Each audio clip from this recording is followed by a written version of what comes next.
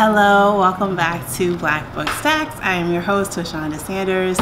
Thank you so much for all of your subscriptions and your likes. If you're not a subscriber, please hit the subscription button or the notification bell so that you can get these reviews when they upload, when I have the time to upload them. And yeah, I love hearing from you from wherever you are in the world, hearing about what you're reading and what you think about the books that I'm reading.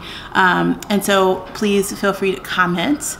This book review is going to be about franchise, The Golden Arches in Black America by Marcia Chatelain.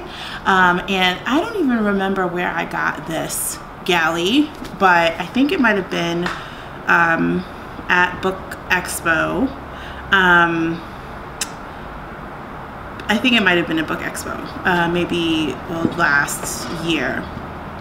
And I didn't really know what to make of the cover. You know, there's this woman who looks like she is about to give a high five, or maybe like she is like pledging, you know, saying some kind of oath here, but there's like, you know, this intersection of McDonald's and the registration to vote effort, right? So I think that this drew my attention because, one, I love history. I'm like a huge history buff, and the second is that I didn't realize that McDonald's had ever done any voter registration stuff. And so then, of course, when I start to read the book, it opens with the McDonald's in Ferguson, and the site of all the uprising and organizing that happened in the wake of Michael Brown's murder.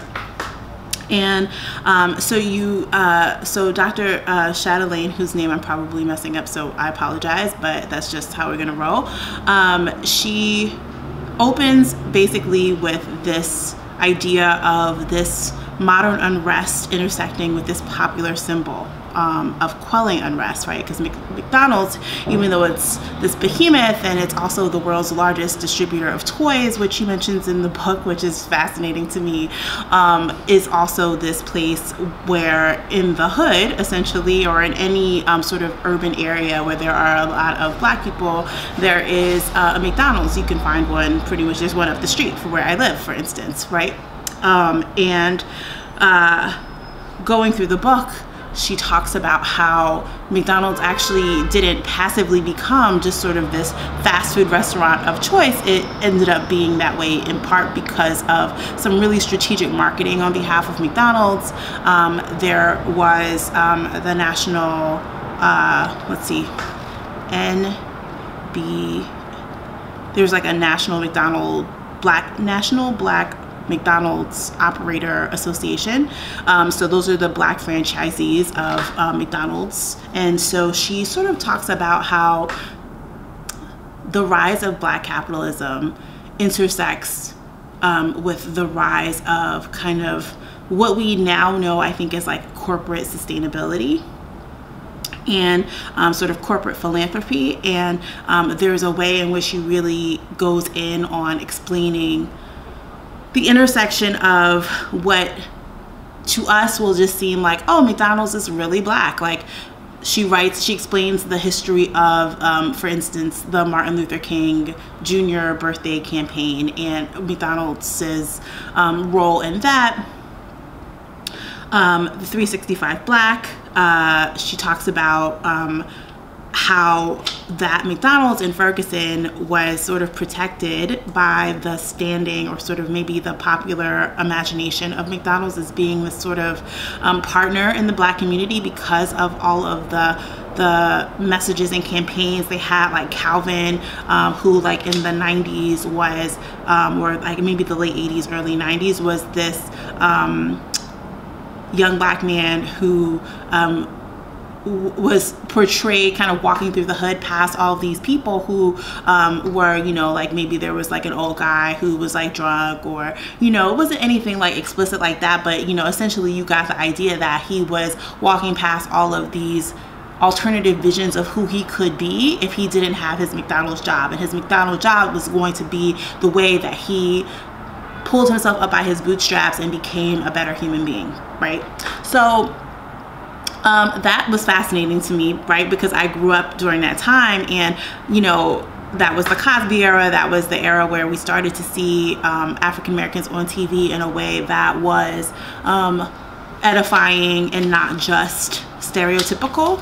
And so to realize and understand that McDonald's understood that their Black franchisees and the messages they had that were directed to Black people were actually in fact very good for their bottom line was eye-opening. So I appreciate franchise for teaching me that.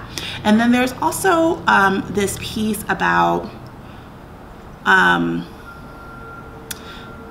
McDonald's being both a corporate anchor, the rise of Black capitalism, and sort of working a McDonald's franchise maybe in the neighborhood in which you live, or a neighborhood that's adjacent to where you live.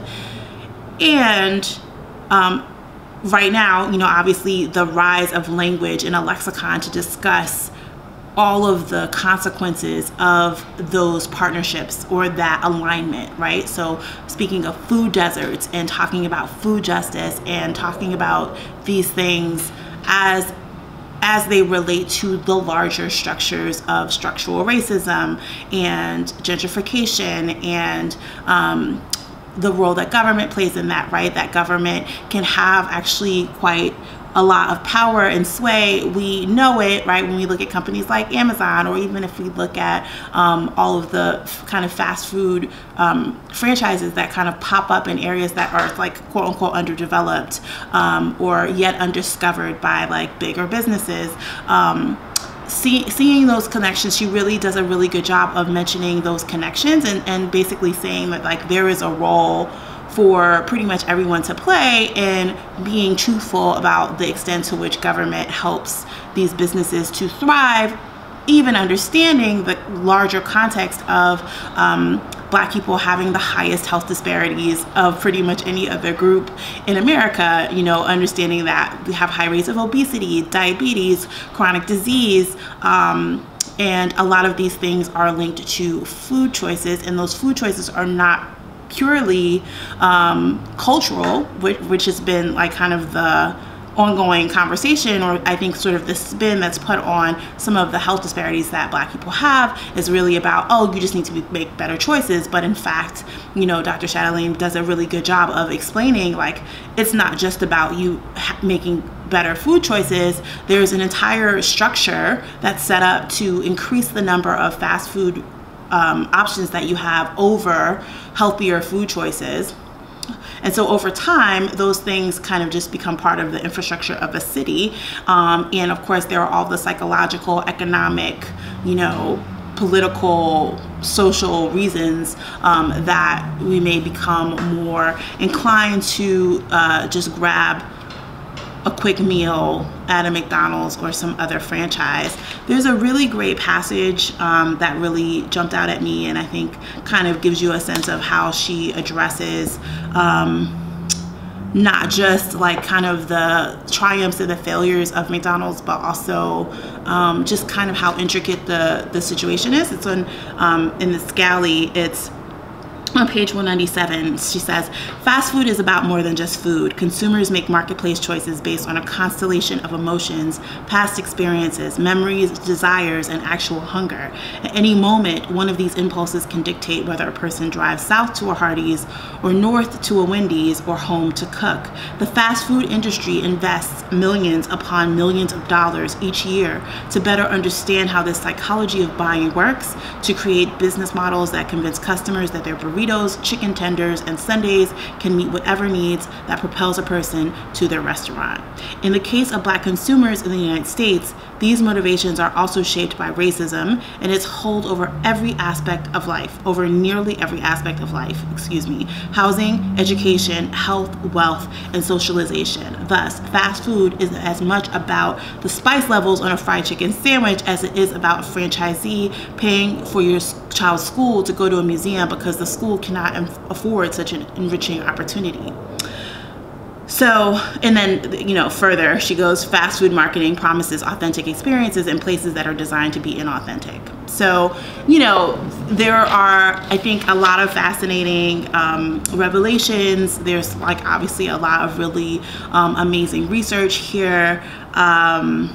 you know, talking about some other big sort of fast food names that you'll recognize, like Dairy Queen and Burger King, and some of their successful efforts and some of their more failed efforts to try and replicate some of the success of McDonald's in our like everyday choices and decisions and stuff like that. So I think it's a really amazing book. I think it's a great way to start Black History Month if you are interested in reading it. I think the New York Times also had a favorable review of it as well, and I'll post down below my Goodreads review of it. I give it 5 out of 5 stars. I found it fascinating. It was really hard for me to put down. I had other things that I needed to read, but I wanted to make this a priority, and I feel like it's a really a helpful conversation starter for those of us who are not as familiar with food justice and kind of the origins of the McDonald's fast food industry relationship with Black America, if you could call it that. So that's what I have for franchise. I have a couple other books that I have going at the moment, but I will save those for other videos. And if you've read it or want to read it, I'd be interested in hearing your thoughts. And until next time, enjoy the books that you are reading and savoring here at the end of January. Talk to you soon.